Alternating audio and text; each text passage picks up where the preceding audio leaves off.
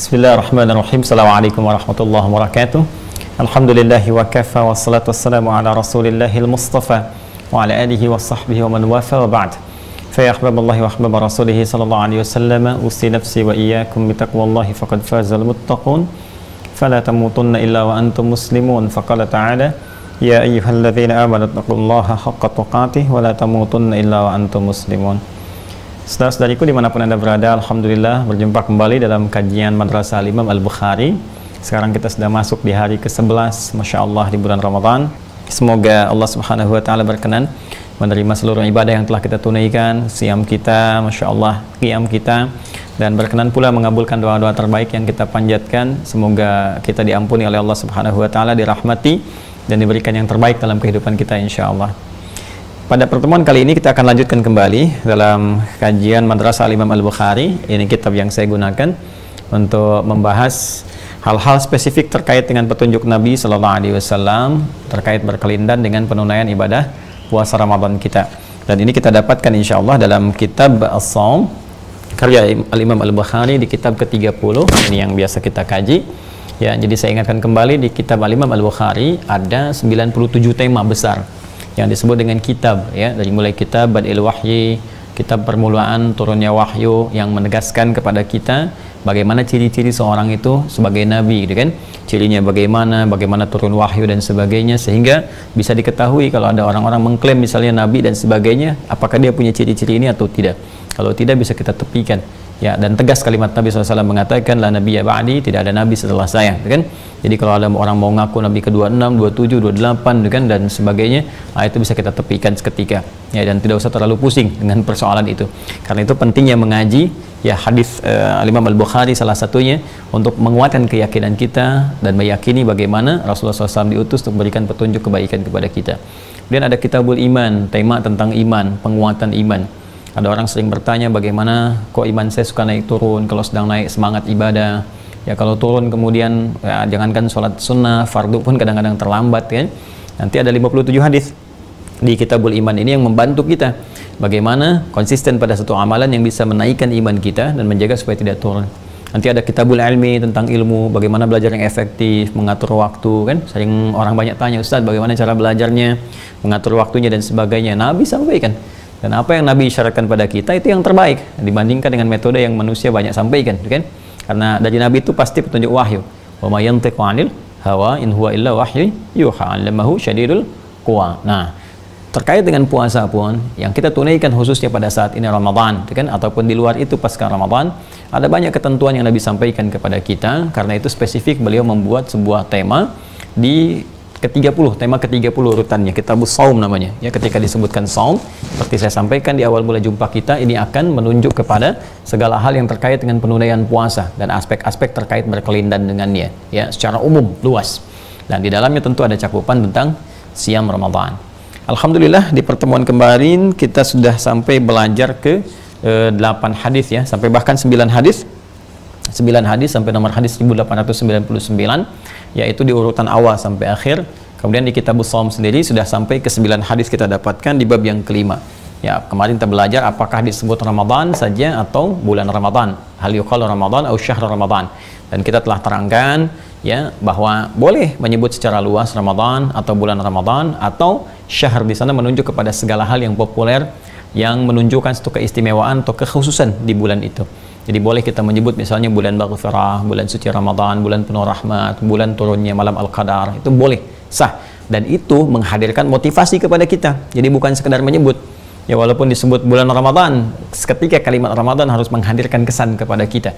Berasal dari kata ramda, ya, atau ramada, sesuatu yang membakar, ya, tarik yang panas, yang seakan memberi kesan kepada kita dengan penambahan alif dan nun di ujungnya Ramadan, bentuk superlatif, siwa mubalaghah, memberikan kesan bahwa akan banyak ampunan Allah berikan yang membakar dosa-dosa kita, ya, pada saat Ramadan ini. Nah, seperti apa keterangan terkait apakah seorang seketika dengan puasa bisa dibakar kemudian dosa-dosanya, digugurkan kesalahan-kesalahannya? Nah, itu tentunya ada rumus dari Nabi Sallallahu Alaihi Wasallam. Karena itu kita akan bahas di pertemuan kali ini, masuk pada bab berikutnya, bab yang ke-6, ya, bagaimana puasa kita bisa berkualitas, dan dengan kualitas itu bisa menggugurkan dosa-dosa kita, membakar kesalahan-kesalahan kita seperti sinar mentari yang sangat terik, membakar benda-benda tertentu sampai habis seketika. Ya. Nah, jadi saya tidak menginginkan kita hanya menyebut atau tahu, karena dalam istilah syariat termasuk kata-kata itu punya makna. Nggak ada dalam Islam yang hampa makna, itu nggak ada. Ya, even itu terkait dengan waktu sholat misalnya. Pernah saya katakan, ya nama-nama sholat itu ada artinya. Nama-nama sholat ada artinya. Dan penetapan nama untuk ibadah pun ada artinya. Kenapa ini A, kenapa ini B, kenapa bacaannya begini, selalu ada makna. Ya, dan diantara makna Ramadan tadi bisa menggugurkan dosa-dosa, bisa membakar kesalahan-kesalahan, dan tentunya tidak sebatas menunaikan puasa biasa. Ada rumus yang harus kita ikuti, ada ketentuan yang harus kita patuhi, dan ketentuan ini bersumber dari keterangan Rasulullah SAW. Nah, alhamdulillah keterangan itu nanti di sini ada di bab yang ke-6. Ya, bab ke-6 masih dalam Kitabus Shaum. Ini yang saya ingin tunjukkan. Nah, ya, teman-teman sekalian, ini babnya. Nanti kita bisa akses di sini, bab yang ke-6. Kita bacakan. Ya, bismillahirrahmanirrahim, langsung saja. Babu man shama ramadhana imanan wa ihtisaban wa niyatan. Wa qalat Aisyah radhiyallahu taala anha 'anil Nabi sallallahu alaihi wasallam yub'atsuna 'ala niyyatihim. Wah, ini masyaallah itu ya, ini bagus sekali. Bab, nah ini kembali ke idhafat.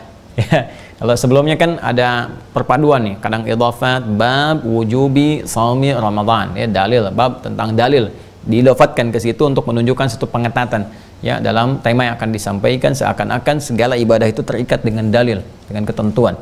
Kemudian ada lagi yang menggunakan bentuk mubtadanya mahdhuf, seperti babun, ya kan, as-siyamu kafaratun. Jadi di situ hadza babun as-siyamu kafaratun, untuk menunjukkan sifat bagaimana puasa itu memiliki keistimewaan yang bisa menjadi kafarat dari dosa-dosa kecil yang pernah kita lakukan. Nah, ini lebih umum di sini. Dia idhafatkan lagi babuman. Jadi langsung idhafat. Kalau idhafat itu disandarkan, jadi punya kekuatan hukum yang mengikat. Ya, seperti kalau kita katakan misalnya baitun, rumah umum, kan? Tapi kalau kita katakan baitu Ahmad, maka rumah ini diikat, ya, kepemilikannya kepada Ahmad, terikat sesuatu yang kuat. Jadi kita nggak bisa klaim ini rumah saya, boleh masuk seenaknya, nggak bisa. Ya, ada hukum-hukum yang berlaku di situ. Pun demikian, ini babu man shama ramadhana imanan wa ihtisaban wa niyatan. Bab ini akan menjelaskan dan mengikat satu hukum yang sangat kuat tentang man shama ramadhana, siapapun yang menunaikan puasa Ramadan. Ya, man itu menunjuk kepada bentuknya singular tapi punya makna yang jamak, plural. Ya. Bentuknya singular dalam arti menunjuk kepada personal setiap orang. Jadi bisa ke, mohon maaf, bisa laki-laki, perempuan, tua, muda, kecil, secara personalnya. Ya, jadi di sini ingin mengkhitab kita, setiap diri kita, mengajak setiap diri kita, tapi punya makna yang luas kepada siapapun, ya, tapi spesifik kepada personalnya dengan ajakan yang sangat terbuka. Jadi kalau ada kata man, misalnya man shoma, siapapun, Anda, termasuk Anda secara personalnya, mau laki-laki, mau perempuan, tua, muda, dan sebagainya. Shoma, yang berpuasa Ramadan, ya, khusus di sini Ramadan. Jadi ini sifat ini, keistimewaan ini hanya mengikat di puasa Ramadan saja. Anda nggak akan temukan ya di puasa-puasa yang lain. Jadi nanti puasa lain punya keistimewaan tersendiri, sifat tersendiri. Ini Ramadan punya kekhususan. Ya, siapa yang menunaikan puasa Ramadan imanan wa ihtisaban, dengan penuh keyakinan, keimanan, ihtisaban, dan ketulusan, keikhlasan kepada Allah disertai dengan evaluasi diri. Jadi ihtisab itu mengandung arti bukan hanya sesuatu yang tulus, yang dikerjakan dengan murni ya karena Allah, tapi juga mengandung sesuatu yang dievaluasi, diperbaiki, ya kan?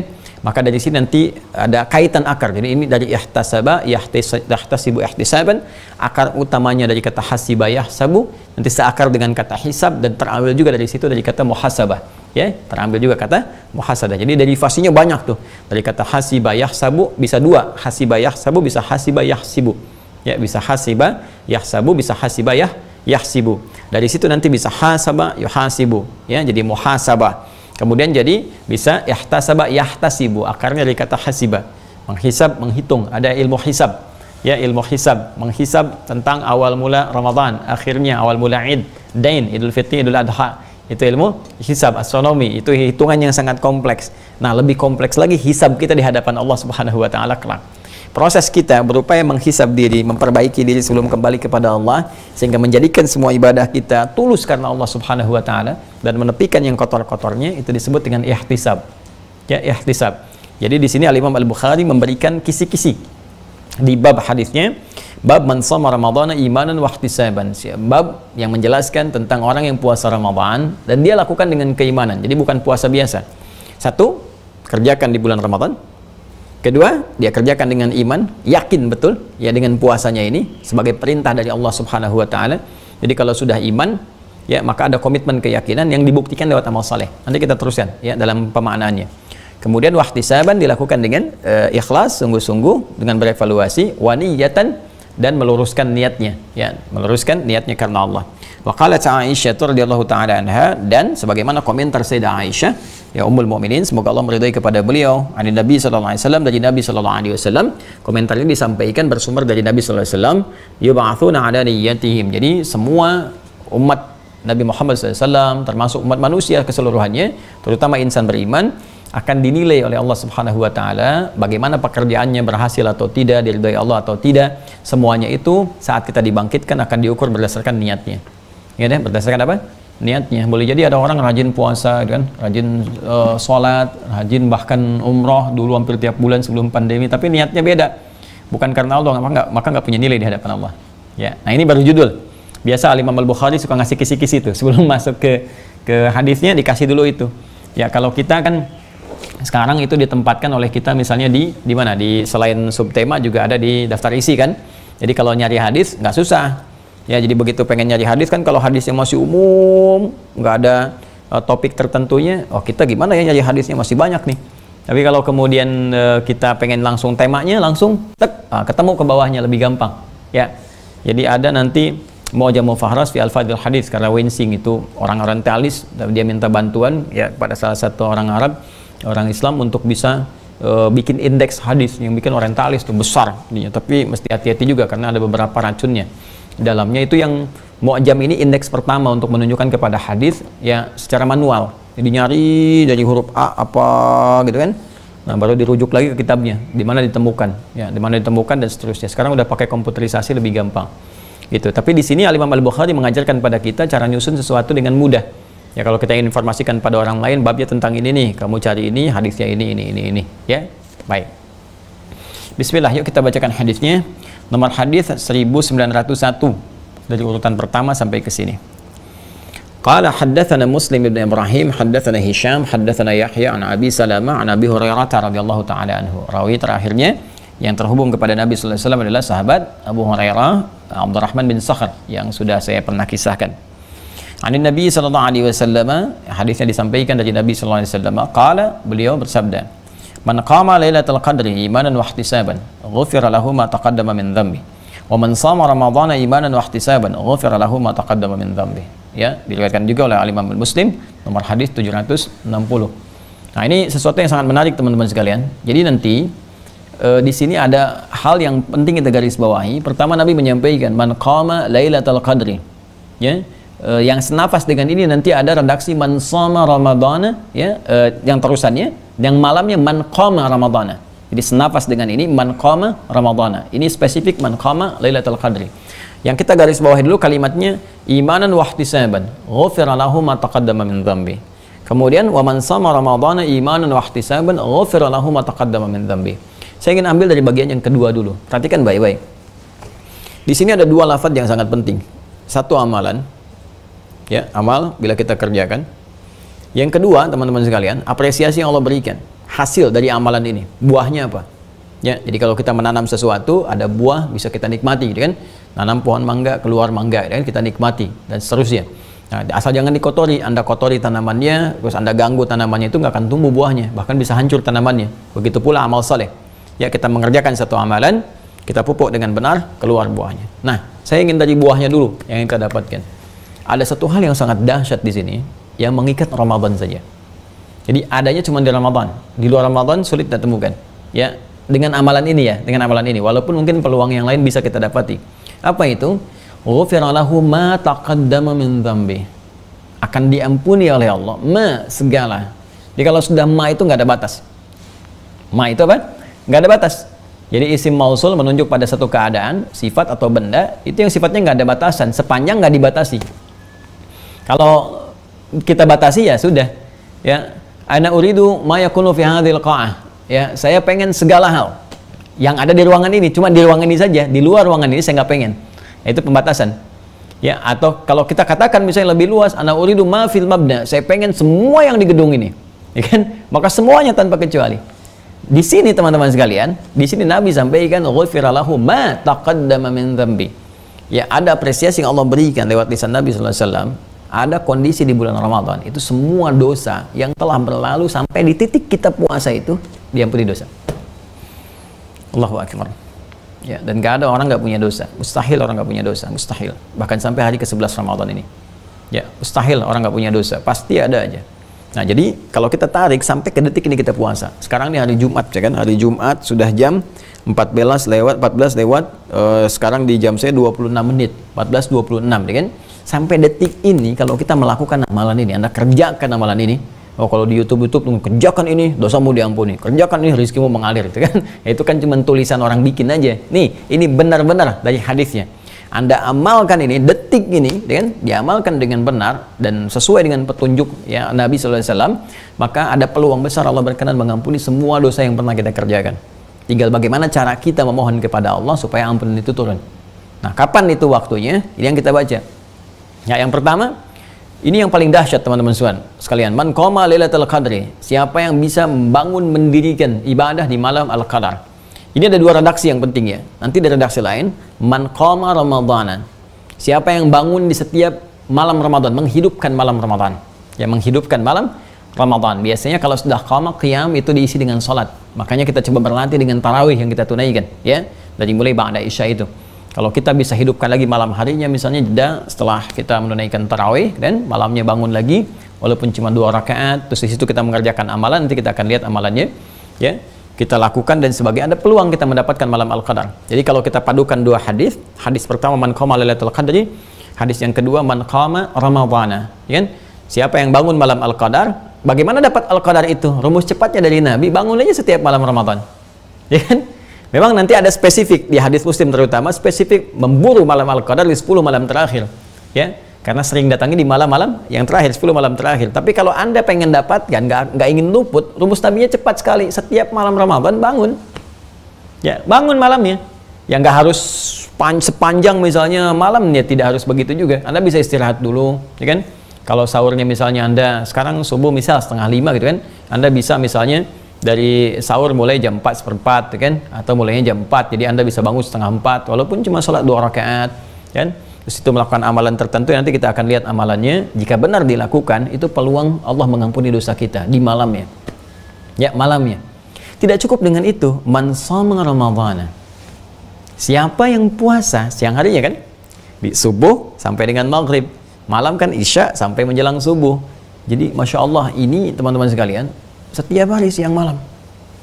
Jadi ada sifat di bulan Ramadan itu, keutamaannya diantaranya adalah mendatangkan ampunan Allah setiap hari siang malam, 24 jam. 24 jam berpeluang diampuni oleh Allah Subhanahu wa taala. Kalau hari-hari biasa kan kita harus menemukan waktu-waktu spesifik. Misal diantara adzan dengan iqamat, misalnya di waktu sahar menjelang subuh, sekitar 15 menit sebelum subuh kita istighfar. Kan ada waktu-waktu spesifik. Tapi Ramadan tidak. Ramadan 24 jam. Setiap hari. Setiap hari 24 jam dibentangkan ampunan. Makanya kalau ada orang mengatakan Ramadan bulan pertama 10 hari pertama rahmat, 10 hari kedua ampunan, ketiga itu nar, itu hadisnya bertentangan dengan hadis-hadis yang sahih. Itu bisa diduga hadisnya bermasalah. Ya, hadis palsu gitu kan. Atau hadisnya sangat bermasalah, dhaif gitu kan. Nah, di sini jelas Nabi memberikan rumus bahwa setiap hari 24 jam itu Allah memberikan peluang ampunan yang sangat luar biasa.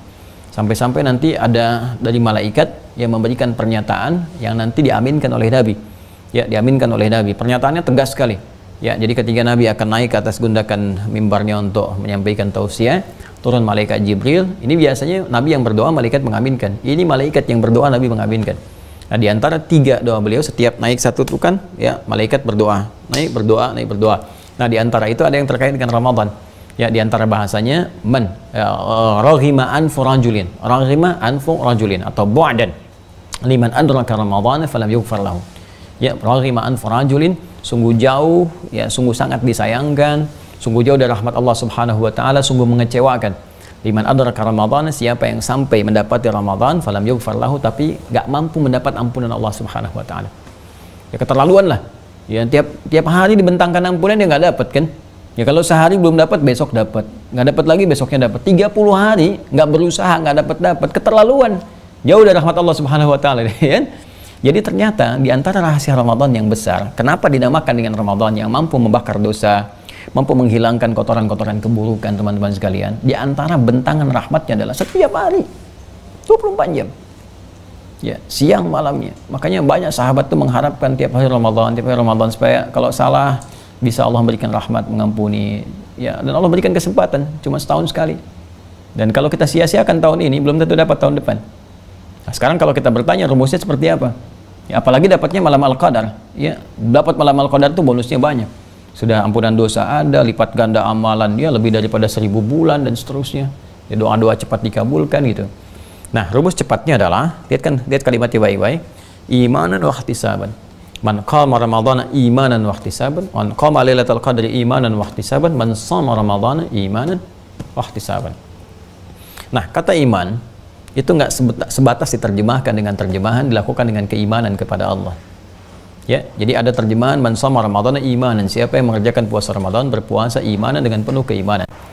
Penuh keimanan itu seperti apa? Karena kalau ditanya semua beriman, ya saya mengerjakan dengan penuh keimanan. Ya.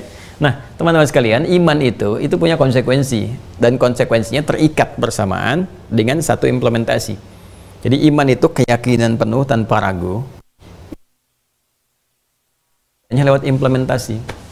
Jadi untuk bisa menunjukkan yakin penuh tanpa ragu, buktinya apa? Nah, pembuktiannya itu diikat dengan implementasi, disebut dengan amal soleh namanya. Apa namanya? Amal soleh. Jadi kalau seseorang mengatakan saya mengerjakan ini dengan penuh iman, artinya dia harus buktikan pengerjaannya itu dengan penuh imannya lewat amal soleh.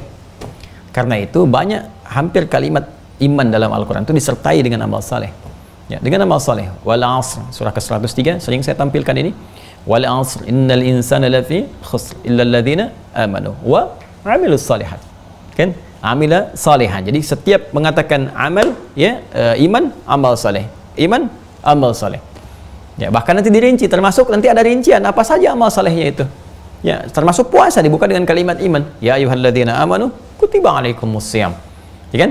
Salat alladzina yu'minuna bil ghaib wa yuqimunas shalah. Jadi iman, amal soleh, iman, amal soleh. Jadi ini sudah satu perpaduan.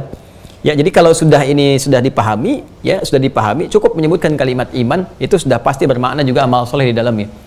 Ya, seperti orang tua yang bisa ngajak anak keluarga masuk dalam surga, disebutkan imannya saja karena amal solehnya sudah masuk di situ. Seperti Quran surah 52 At-Tur ayat 21. Walladzina amanu wattaba'athum dzurriyyatuhum biimanin alhaqna bihim dzurriyyatahum. Walladzina amanu, dan para orang tua yang beriman, wattaba'athum dzurriyyatuhum biimanin, dan diikuti oleh seluruh anggota keluarganya, sanak familinya, cucu-cucunya, semua beriman, alhaqna bihim dzurriyyatahum. Kami akan kumpulkan kembali mereka di satu tempat di surga. Satu tempat di surga. Nah, ini disebutkan kalimat imannya saja, tapi sudah otomatis ya mencakup amal soleh, karena syarat masuk surga itu iman dan amal soleh. Al-Baqarah ayat 25. Wabashshiril ladzina amanu wa 'amilus shalihat anna lahum jannatin tajri min tahtihal anhar. Jadi mesti ada amal solehnya dulu. Karena itu kalau sudah paham, cukup disebutkan kalimat iman, maka ketika imannya disebutkan tunggal, itu sudah mencakup keseluruhan dengan amal. Sinektok pas prototo disebutkan sebagian mewakili keseluruhannya. Karena itu di ayat surah At-Tur tadi, di ayat ke-21-nya, ya, kalau kita teruskan lagi, wa ma alatnahum min amalihim min syai'. Kami nggak akan sia-siakan orang yang ingin membuktikan imannya ini dengan meniti amal soleh supaya pertemuan itu terwujud. Anak ngerawat misalnya orang tua, saat orang tuanya sudah mulai letih dia rawat, atau orang tua merawat anak, sama-sama diarahkan kepada kebaikan karena Allah, rajin mengingatkan sholat dan sebagainya, itu dikumpulkan lagi. Ya, kullu mri'in bima kasaba rahin, tapi itu tawaran kata Allah, semua tergadaikan dengan ikhtiarnya. Nah, jadi kembali ke sini, ketika Nabi memberikan rumus man shoma ramadhana imanan, siapa yang menunaikan puasa Ramadan imanan dengan penuh keimanan, artinya adalah dia buktikan itu dengan memperbanyak amal soleh. Ya, memperbanyak apa? Amal soleh. Jadi kita isi nih Ramadan dengan banyak amal soleh. Makanya masih ingat kan di awal jumpa kita sebelum Ramadan, saat edisi Tarhib, saya kan pernah menguraikan menu Ramadan Nabi Sallallahu Alaihi Wasallam. Anda bisa pilih kan? Apa kegiatan Nabi selama Ramadan? Nah, sekarang sudah dituliskan belum? Yang kita pernah belajar sebelum Ramadan itu, ya kan? Nabi berinteraksi dengan Al-Quran, kan? Nabi memperbanyak salat, Nabi banyak berinfak, punya agenda infak, gitu kan? Kalaupun punya 30.000, 20.000, bagilah 30 hari.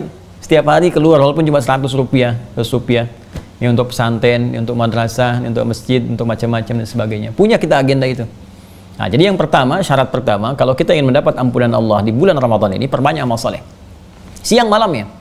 Ya, siang malamnya. Di semua kegiatan kita jadikan amal soleh. Karena Allah Subhanahu wa Ta'ala. Nanti, jangan berhenti sampai situ. Ya, tadi misalnya kita tuliskan tuh, amal solehnya tadi berinteraksi dengan Al-Quran. Misalnya baca Al-Quran. Interaksi kan ada 3. Membaca, mengkaji, menghafal. Ya kan? Membaca, mengkaji, menghafal. Misal kita ingin ambil interaksi membaca Al-Quran. Ya, jadi kita isi Ramadan dengan membaca Al-Quran. Nah, setelah kita lakukan itu imanan, wahtisaban. Kerjakan dengan tulus karena Allah Subhanahu wa taala. Kemudian sambil koreksi diri di situ. Ya, ingat-ingat kita sambil baca Quran, begitu selesai kita koreksi diri. Ya, lakukan baca Quran karena Allah Subhanahu wa taala, ikhlas. Terus merenung, muhasabah. Ingat dosa, maksudnya itu, ingat dosa apa tuh? Ya Allah, saya selama ini jarang punya waktu baca Quran. Pernah bermaksiat ya Allah padamu, dengan orang tua begini, dengan anak begini, dengan itu. Terus ingat, begitu ingat, kita menyesali itu, kita bermohon ampunan kepada Allah. Itu yang disebut ihtisab.